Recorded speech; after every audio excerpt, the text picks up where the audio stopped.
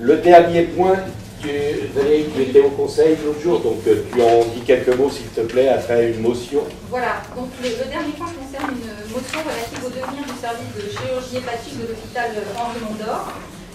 De la même façon que l'année dernière, ou il y a 2 ans, nous étions opposés au transfert du service de chirurgie cardiaque de l'hôpital Mondor. Il s'agit cette fois-ci de s'opposer fermement au transfert des activités de transplantation hépatique de l'hôpital Henri Mondor vers l'hôpital Paul Brousse de Villejuif et du groupe qui le représente. Alors, pourquoi est-ce qu'il s'agit de s'y opposer? Parce que dans cette proposition qui a été faite, sans d'ailleurs consulter les instances ni de l'hôpital, ni les agences régionales de la santé qui sont sur ce périmètre, il s'agit de façon très curieuse de conserver l'acte chirurgical à Paul Brousse, mais d'assurer le suivi des malades et les soins post-opératoires à Henri Mondor. Donc, je vois si vous imaginez le transfert, c'est quand même une chirurgie à très très gros risque que la transplantation hépatique. On a du mal à imaginer comment on peut effectuer un geste chirurgical et ensuite décréter que le suivi effectivement post-opératoire ou les soins aux malades ou l'accueil aux malades seront faits bien évidemment à Mondor. Donc tout cela est très peu clair. Lors de la présentation de cette motion qui a été votée à l'unanimité, il nous a semblé qu'une telle proposition, bien évidemment, fragiliserait l'équilibre de l'hôpital Henri Mondor et surtout fragiliserait la dynamique qui est très connue sur le territoire en matière de chirurgie du pôle Henri Mondor.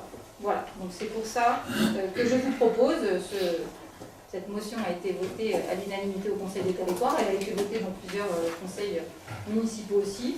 Je vous propose donc de voter contre cet affaiblissement du rayonnement du groupe hospitalier Henri Mondor dans sa dimension hospitalo-universitaire et bien sûr...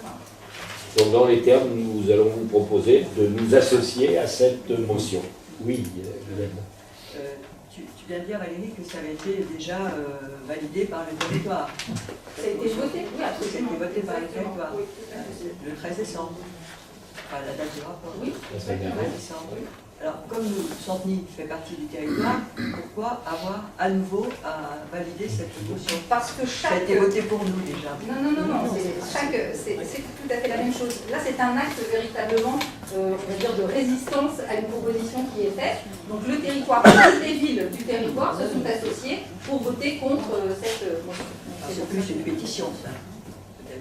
Ça ressemblerait un peu à une pétition. Comme non, c'est un acte de commission, c'est pas une pétition. Je ne vais pas polémiquer, mais pour moi, je ne comprends pas bien le sens avec le territoire là, la validé que nous sommes dans le territoire. Pourquoi on a demandé à toutes les communes du Val-de-Marne on pourrait considérer que le territoire étant largement majoritaire par rapport à nous. Rappelez-vous le chiffre de 1%, que je lis partout aussi. Ce chiffre de 1% fait que là c'est voté par 99% d'autres que nous. Aujourd'hui on va le voter, j'espère, à 100%. Disant qu'on s'associe aussi à l'incompréhension devant une décision de ce type-là.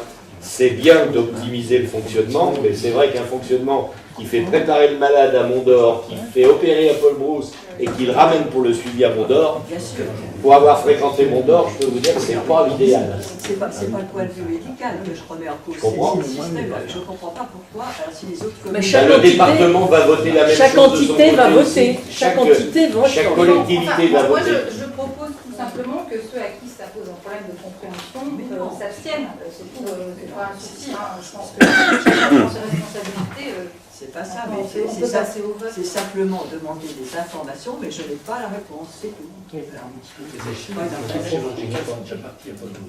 C'est une Mais proposition. c'est l'union qui fera la force, Guylaine.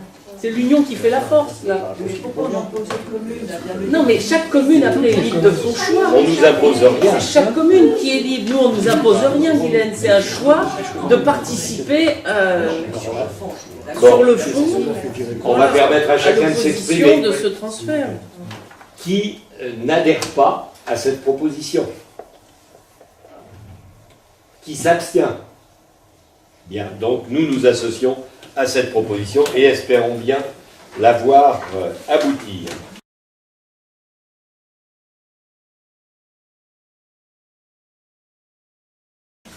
Le compte-rendu, et ensuite les questions diverses. Tout le monde a reçu le compte-rendu de la séance du 13 novembre. Quelles sont les remarques, s'il y en a?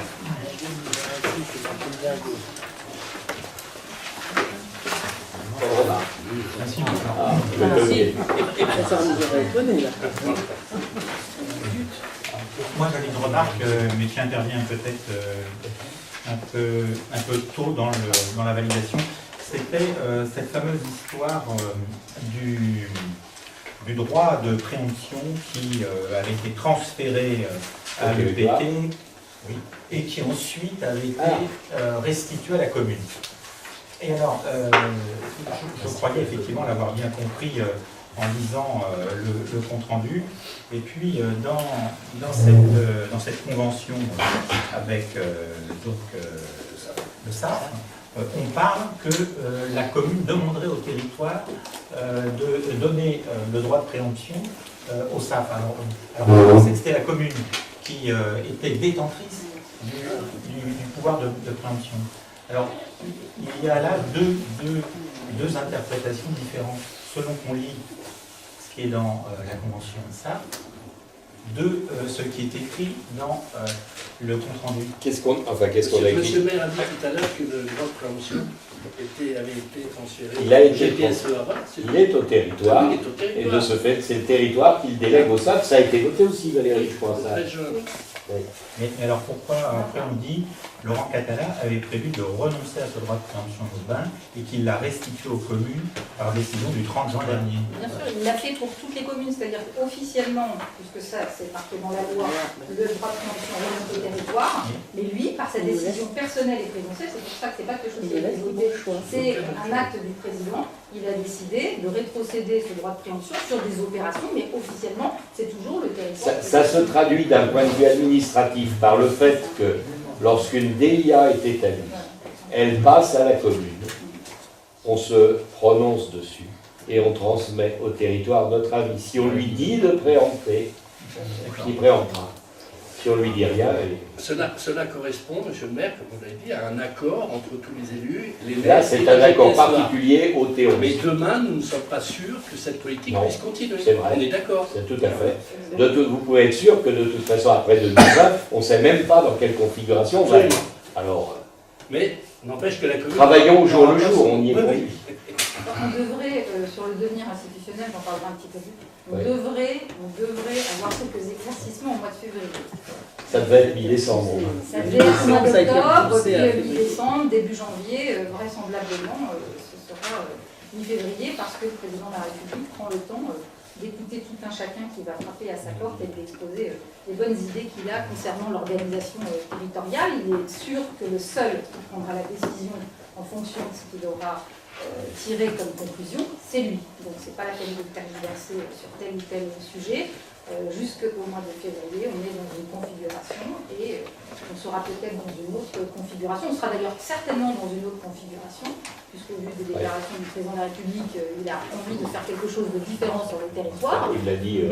Voilà, il l'a dit suffisamment souvent, mais on ne connaît pas la configuration dans laquelle on sera. Voilà. Soit par voie législative, soit par voie d'ordonnance. On ne sait pas. Donc on verra. Autre commentaire sur le compte rendu. Monsieur le maire, avant que vous demandiez de valider ce qui devrait être, je cite, l'article 28 du règlement intérieur, une synthèse sommaire des délibérations et des décisions du Conseil du 13 novembre, permettez-moi de m'étonner de trouver en page 9, au titre des questions diverses, un procès-verbal reprenant l'intégralité d'intervention orale de Madame l'adjointe aux affaires intercommunales et métropolitaines. De questions diverses, il n'en fut jamais question, et c'est plutôt la tribune de l'absente que vous lui avez obligeamment offerte. Je ne rentrerai pas dans la polémique stérile de l'étonnement de celle censée représenter notre commune au conseil territorial et néanmoins absente lors du transfert des droits de préemption urbains sur la commune de Santeny au territoire. De même, pas la même chose. De même, je ne polémiquerai pas sur les commentaires effectués par celle-ci à propos des remarques attribuées aux élus EPS lors du conseil municipal du 2 octobre auquel elle était également absente. Oui, mais grâce à la vidéo et au son, Cette j'ai pu intervention suivre en a été intégralité. d'une agressivité peu commune, d'une désinvolture alarmante et d'un mépris consternant. Enfin, concernant le dernier paragraphe de son intervention, celui-ci me semble obscur, voire totalement abscon.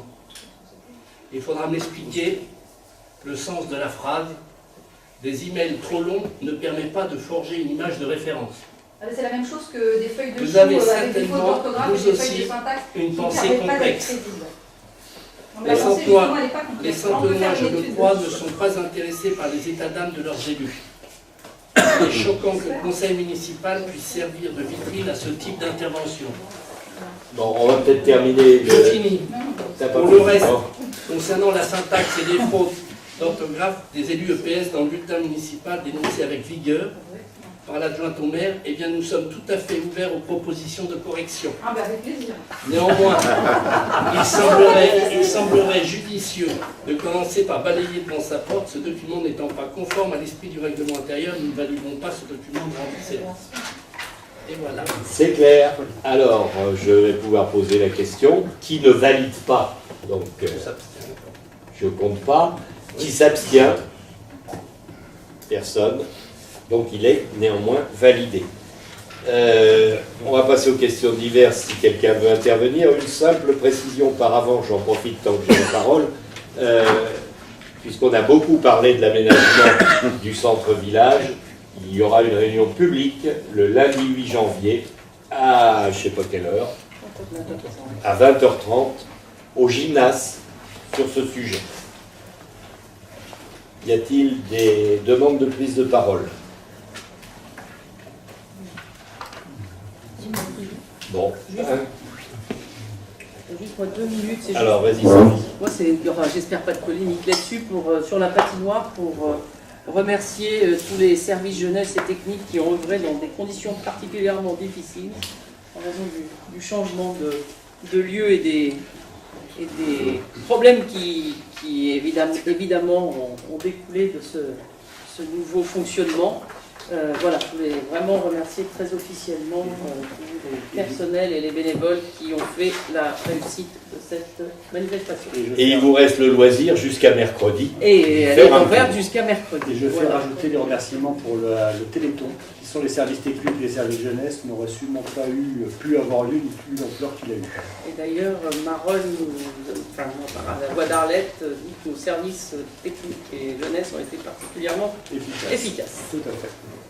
Merci à eux. Malgré le peu de monde sur la participation donc, des Centenois sur l'événement du Téléthon. Parce qu'une commune, c'est quand même un ensemble. C'est pour ça que j'insiste sur le remerciement de nos services municipaux qui ont œuvré et fait nombre.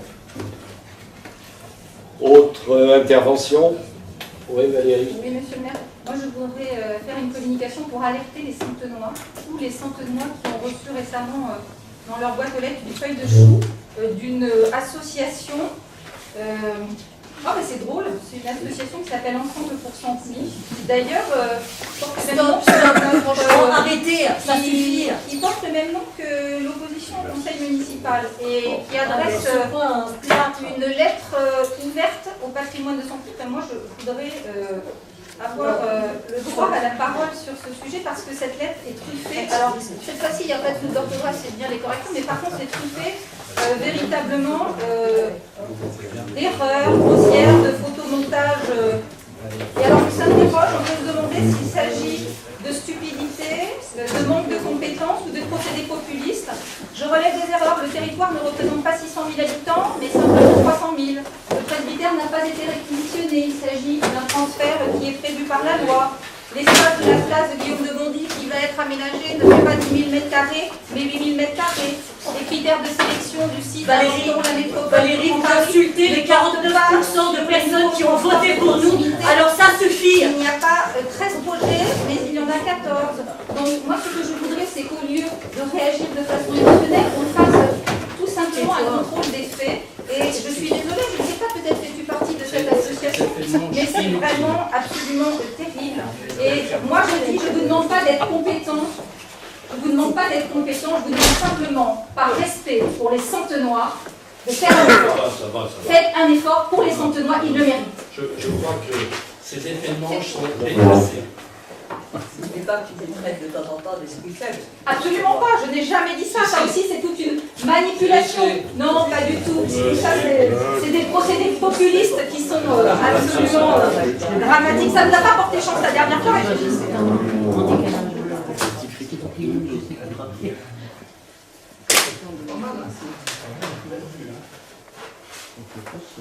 Le conseil est levé. Merci.